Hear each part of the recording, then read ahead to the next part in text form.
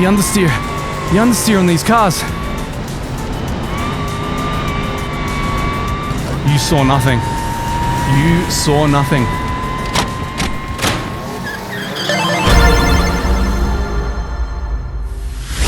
Hey friends! Would you believe that in my rush to feature the new 0.24.1 update of beamng, that I actually forgot to do the most important thing of all?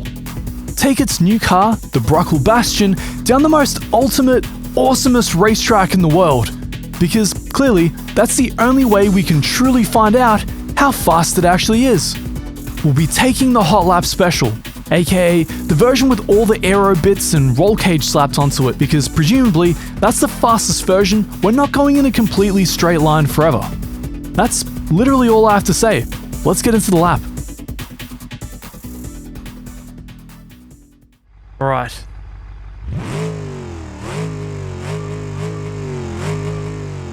Disappointing. Let's go. Nice and easy. Letting the clutch out there. High clutch temp already. That's how it's done, ladies and gents. Now, I'm of course running a little bit of TC. Better a bit of power cut, I find, than having the car just completely total itself in Sector 3, like it almost did just then. Now, I've got to try and hold on to the carbon bits of this car. Last time I did this, actually just half the front just lip came off the car. High curbs from the Nurburgring Nordschleife.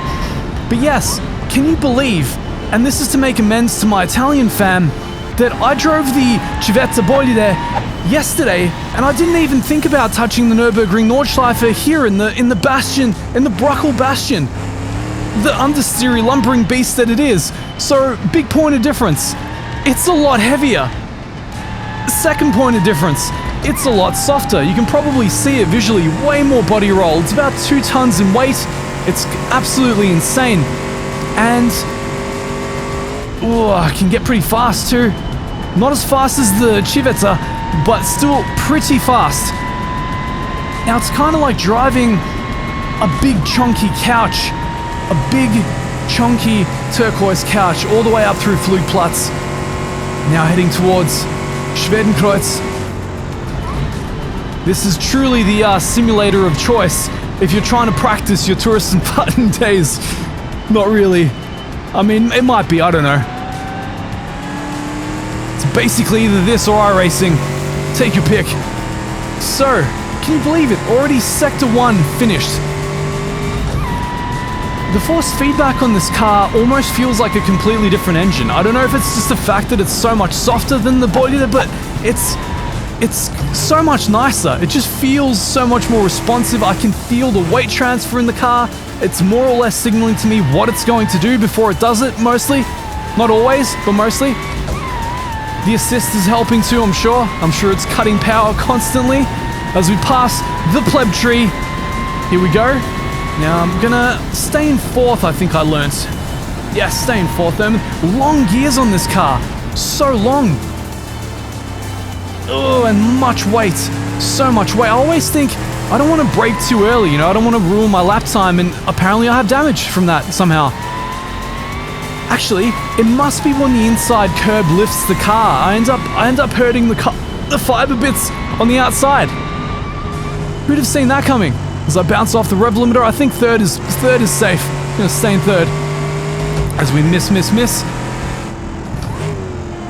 Nice and easy through here. Really slow it down.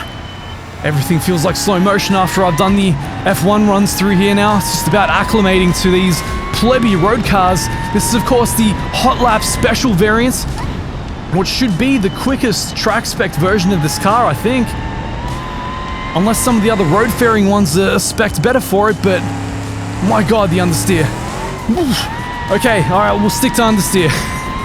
No more of that oversteer snap on exit, please. Alright, here we go. Might keep it in 3rd? Might be an idea? I don't know. It's hard to tell in this car. We might need some lights. There we go. Nice. Mi piace. Now, keep it flat down here. If I have to lift, that'll be very mi dispiace, but we'll see. Slight lift? Yeah, it's not worth the risk. Major lift, actually. As we go up to 5th, if you find yourself in cruising gear in 6th at any point in time, You are gonna have a bad time in this car. Alright, just get on that brake, drop a gear there.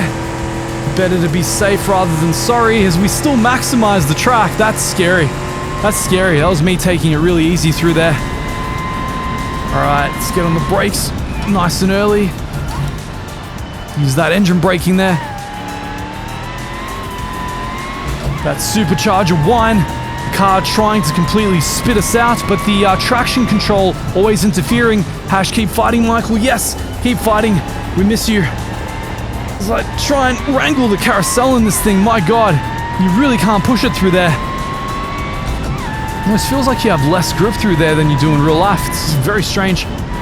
Then again, the sense of speed is very different in this to real life, so who's to say, really? Oh my god, are you serious? I hit the brakes so early there. Alright, here we go. Sector 3, the most downforce, what's the word? The most downforce necessitating part of the track, so things might get very interesting through here.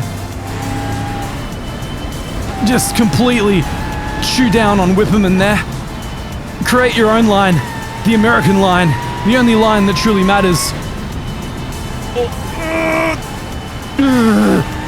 Wow, okay. This is letting me know that the car is heavy and downforce is just a suggestion. Oh man, I'm using every inch of track and it's literally like... Oh no, don't do me like that. Don't do me like that, Fanatec. So, I don't know what's been going on, but my CSL DD and my GT DD Pro both have this issue where sometimes when I heel and toe, it just disconnects itself, which, as you can imagine, can sometimes be quite frustrating if you're racing people and you no longer have steering. I don't know why it happens. I've not been able to find out. I've not been able to get an answer from Fanatec, so if anyone from Fanatec is watching, if anybody knows why my Heusinkveld Sprint Pros are interfering with my wheelbases, that would be greatly appreciated, because it's certainly making driving quite interesting, that's for sure. Do I keep it in third? I'll keep it in third. The gears are so long, I never quite know what to do. As the car gets weightless, almost lose it through there. I'm gonna try second through the mini carousel. I think I just heard another fiber bit almost snap off the car. Maybe consider shifting Ermin. I hear it helps sometimes. Ah, the understeer. The understeer on these cars. You saw nothing. You saw nothing. Right, so we're on the final straight already. How good is that? When you have a lunatic ranting at you the whole way, it goes by pretty fast. Definitely don't have my gloves coming off midway through the lap. Because as you can see, very difficult to hit 6th gear. We'll see if I can hit it. If it doesn't really do much of anything for us, does it? Alright, I'm gonna keep it in 5th. Seems like it's probably just like a highway cruising gear or something like that. So let's see how aggressive we can get with the brake zone. Now, of course, I don't know what the time is like. I can't look up. I will crash the car. But any decent supercar does it in the high 6 minutes. Pretty much any modern Porsche. Even the plebby Porsches do it in the low 7 minutes. Hot hatches like in the mid 7s. Wow.